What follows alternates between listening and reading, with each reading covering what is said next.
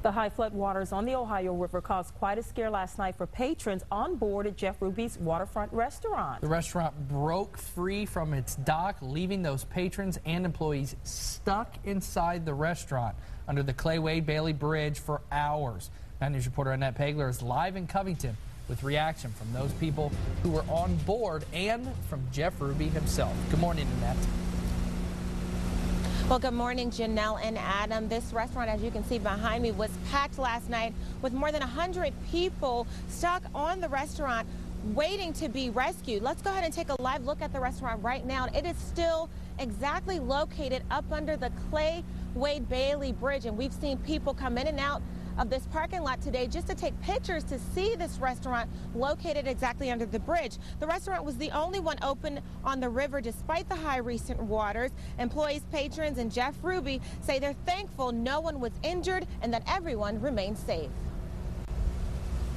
What started as a typical Friday night for dinner at Jeff Ruby's Waterfront restaurant ended with an unexpected scene like this. Around 10:15 Friday night, the restaurant drifted about 100 yards from the dock with familiar guests like former Bengals wide receiver Chris Collingsworth on board. We were sitting at the table and the cable snapped and we knew. The Covington Fire Department and the Boone County Water Rescue Team used ladders and ropes to assist with the rescue. I did not sense anybody being panicked. I really didn't. I mean, I think everybody was taking it in good nature.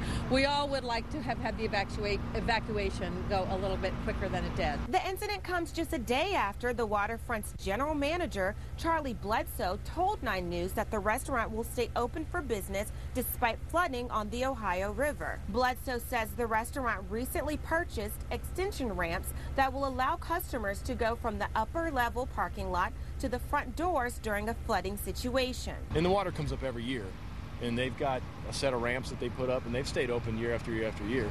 And I don't know if you remember when Officer Parton went in the river, he stayed open through that whole ordeal. So, and helped us out quite a bit with that. So, yeah, they're used to it. I mean, it's just part of doing business down here on the river. But even Jeff Ruby himself didn't expect this to happen. The owner arrived on the scene as soon as he heard his restaurant detached. I wanted all the guests to come off. I wanted to be on there to talk to the guests to see if they were all okay. When I got here, I knew everybody was safe, and now I want to go on there and just apologize.